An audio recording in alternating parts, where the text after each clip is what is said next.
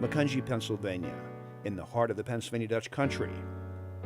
Macungie, known by the Native Americans as Bear Swamp or Feeding Place of Bears, was originally known as Millerstown.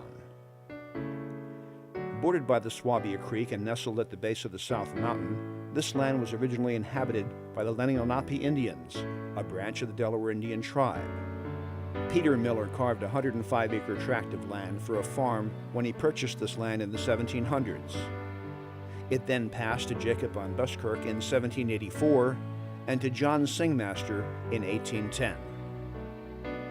This became the Singmaster Farm at 200 Cotton Street for 3 generations of their family. During this time, the Reverend John Alden Singmaster served as pastor of St. Matthew's Lutheran Church in Macungie, and his family lived in the former Westco Baptist Meeting House on the farm. This old log structure was one of the oldest buildings in the village and was raised in 1959. The Singmaster family sold it to James and Stella Smith in 1926, who sold it to Frederick Kalmbach in the summer of 1941. Frederick Kalmbach was born in Altensteig, Germany in 1879. The son of Johannes and Marie Kalmbach, Frederick Kalmbach was one of 6 children. When he came of age, he became a toolmaker and worked throughout Europe for companies in Germany, France, and England to gain his master's certification. Eventually, Kalmbach's journey as a tradesman led him to the United States. Upon arriving in America in 1904, at the age of 25, Kalmbach began his employment with the Goertz Optical Company in New York City, machining tools and equipment. 3 years later, on June 1, 1907, Kalmbach founded the General Machine Company at 624 Melrose Avenue in the Bronx, New York. Hans Prittloff was his partner in this business venture. The company started as a manufacturer of motion picture equipment. They made cameras, motion picture printing machines, and motion picture and studio laboratory equipment. He traveled back to Germany, where he met Margaretha Helena Bauger. They returned to America, and on February the 14th, 1909, were married. In time, Margaretha would bear him a son, Frederick Kalmbach Jr. In 1910, Hans Pritzloff offered his interest in the company to Kalmbach and left General Machine Company. Over the years, the business steadily grew, with particular demand for its services during World War I, as European film services were not available.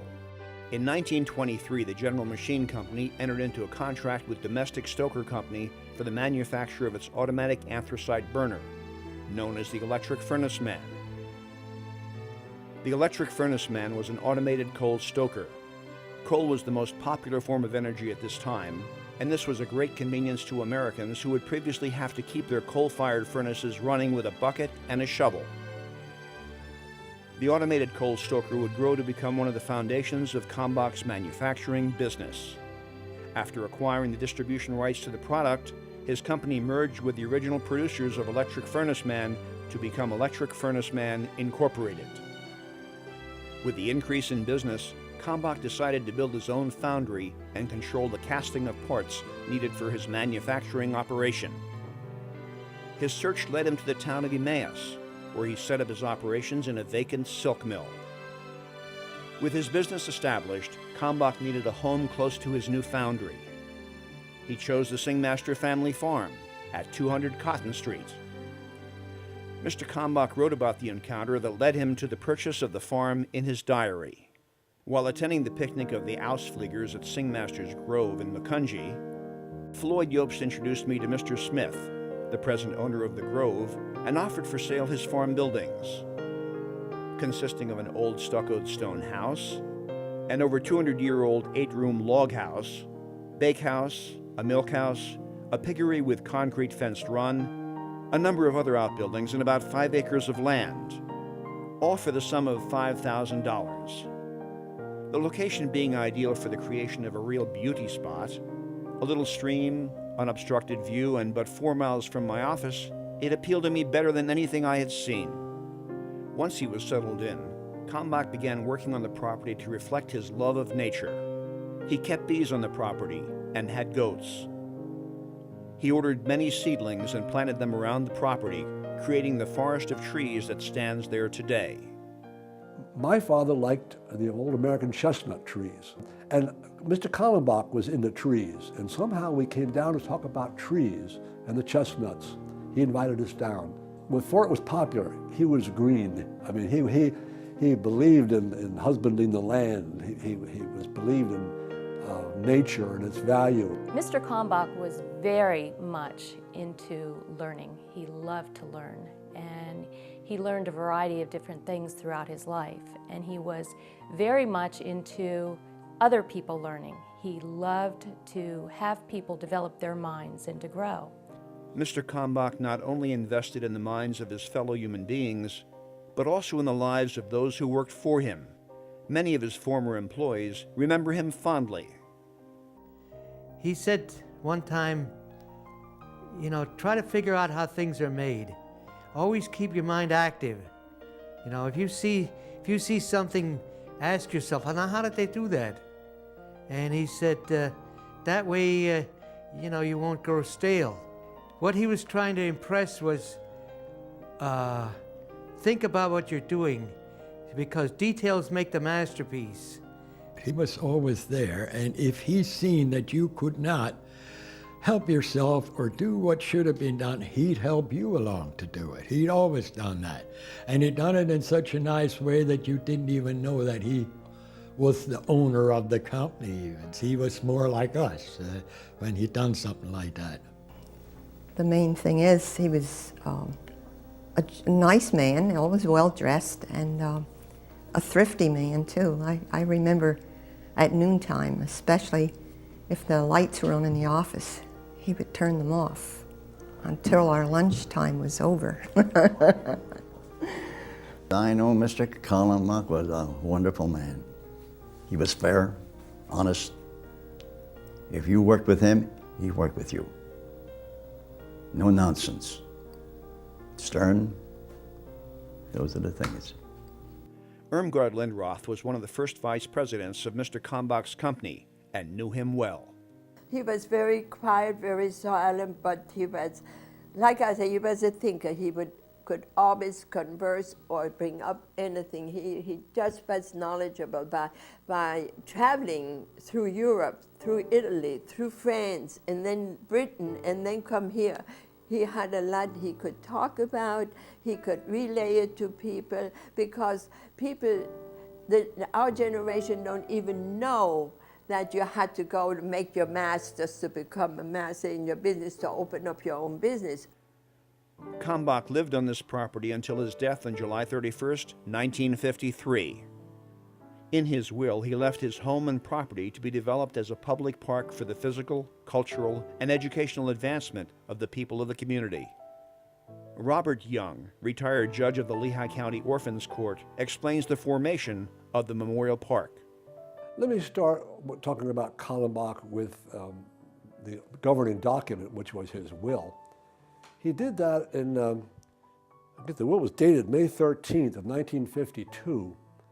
And he did that in conjunction with another very important person to this Kalmbach Trust, and that is Mr. William B. Butz. This whole story is really about people. And you begin, of course, with the testator, Mr. Kalmbach, and others can talk about him better than I can. I only met him about twice when I was in the teenage area, because my parents' farm abuts this farm. And somebody else can tell you about him. I recall one event when we came to this house, he had he showed us his cellar, which is unusual, but he had a new furnace in there, and one of his inventions was an automatic coal stoker, and the furnace floor was so clean, it was repainted, that you could put your hand on the floor and wouldn't get dusty. Very neat, very stern, neat, wonderful man. The park offers areas to appreciate nature, trails throughout for walking exercise, informal play areas, and areas for contemplation and a place to enjoy a deeper awareness of God. The park offers 5 different types of exploratory hikes, which help to educate visitors as they walk on the trails throughout the property. There are quiet areas to sit and relax along the stream, in the pine forest, the garden, upper fields are overlooking the meadow at Mr. Kalmbach's memorial site. We have perennials and vegetable gardens, shade and butterfly gardens, composting area, and trees and flowers are labeled throughout the park property.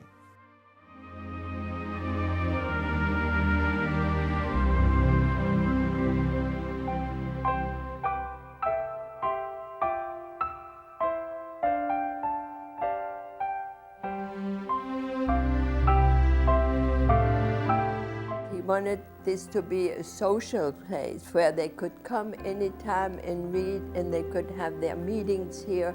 This is what his original plan was, to really put something into Macungie that they could honor. He had the foresight to think ahead about what could he leave for someone else. So, very special man. So when we put on the programs here at Kalmbach, I always look, is this something that Mr. Kalmbach would want? And so that's pretty much how we develop our programs and get our speakers, is based on, number one, does it have educational value? Will it expand someone's mind and have them to think differently about something? They have such a diversity of programs, and there's something to appeal to anyone at any given time. Anything from bluebirds to hummingbirds and calligraphy. The people they select to give the lectures are very knowledgeable in their particular field.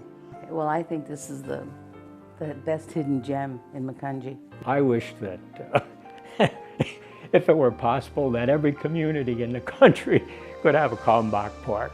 It's really been a wonderful experience. We are indebted to him. The whole area is indebted to Mr. Kalmbach and for the legacy he has left behind for us to enjoy.